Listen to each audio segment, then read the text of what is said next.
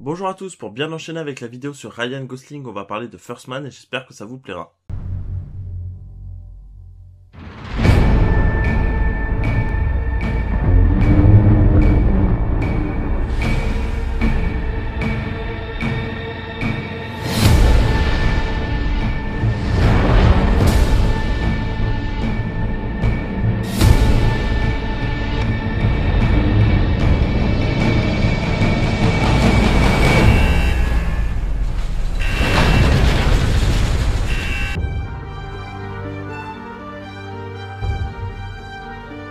Il s'agit de la quatrième collaboration entre Damien Chazelle et Justin Hurwitz après Guy and Madeline on the Park Bench, Whiplash et La La Land. D'ailleurs, ces deux derniers se sont rencontrés pendant leurs études et quelques années après, ils étaient ensemble aux Oscars, si ça c'est pas beau. En parlant de La La Land, Chazelle ramène quasiment toute son équipe, en commençant par Justin Hurwitz à la compo comme je vous ai dit juste avant, Linus Sjögren à la photographie, Mary Zophre au costume et Tom Cross au montage. Le premier choix de Damien Chazelle pour jouer le rôle de Neil Armstrong a toujours été Ryan Gosling. Ce sont donc leurs collaborations, mais ce n'est pas grâce à La La Land que Ryan Gosling joue dans First Man. Au contraire, La La Land a été la confirmation pour que Ryan Gosling joue dans First Man. D'ailleurs, ces deux derniers ont visité ensemble le musée Armstrong dans sa ville natale de Wapakoneta dans l'Ohio afin de faire des recherches pour le film.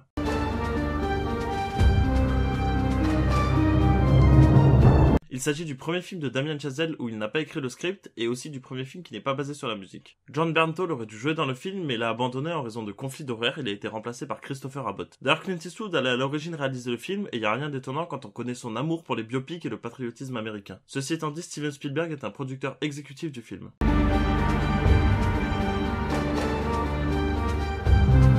Le film est basé sur le livre First Man, la vie de Neil Armstrong par James R. Hansen. D'ailleurs, l'auteur de ce dernier a déjà été nominé 2 fois pour le prix Pulitzer en histoire. Son livre de 1995, Spaceflight Revolution, a été nominé pour le prix Pulitzer par la NASA, et c'est la seule fois où la NASA n'a jamais proposé un livre pour ce prix.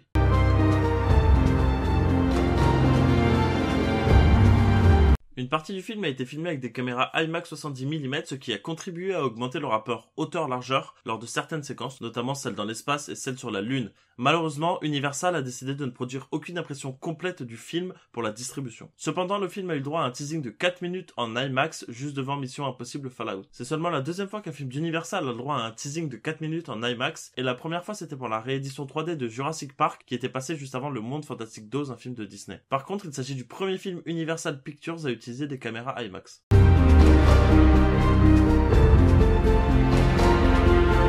La musique originale, composée par Justin Hurwitz, comprend divers instruments inhabituels, dont le thérémin, un synthétiseur Moog et un écoplex qui confèrent à la partition un caractère unique. Il a également réenregistré un orchestre à cordes joué à travers une armoire à rotor Leslie pour créer des effets sonores spéciaux. En parlant de son, des segments de la dernière transmission vocale de la navette spatiale Challenger envoyée juste avant son explosion lors du lancement en 1986 ont été utilisés dans le film. Toutes les scènes résidentielles ont été filmées dans le quartier de Saddle Creek à Roswell en Géorgie. La maison de Neil Armstrong a été reconstruite sur un terrain vacant dans le lotissement qui était entouré par des maisons des années 60 et 70. Lorsque le film a été présenté pour la première fois au Festival de Venise, il a été confronté à une polémique. En effet, lorsque Ryan Gosling, autrement dit Neil Armstrong, arrive sur la Lune dans le film, il ne pose pas le drapeau américain comme l'a fait Neil Armstrong dans la vraie vie. Pour répondre à cette polémique, Ryan Gosling a tout simplement répondu qu'ils avaient mis le film à l'image de Neil Armstrong. Pour Neil Armstrong, il s'agit d'un acte qui transcende les pays et les frontières, et c'est plus qu'une réussite américaine, il s'agit d'une réussite humaine. Neil Armstrong avait aussi remercié chaleureusement les 400 000 personnes qui lui avaient rendu la mission possible et qui avait fait qu'il ait survécu. Ryan Gosling a pu rencontrer sa famille à de nombreuses reprises et pense que Neil ne s'est jamais vu comme un héros, bien au contraire.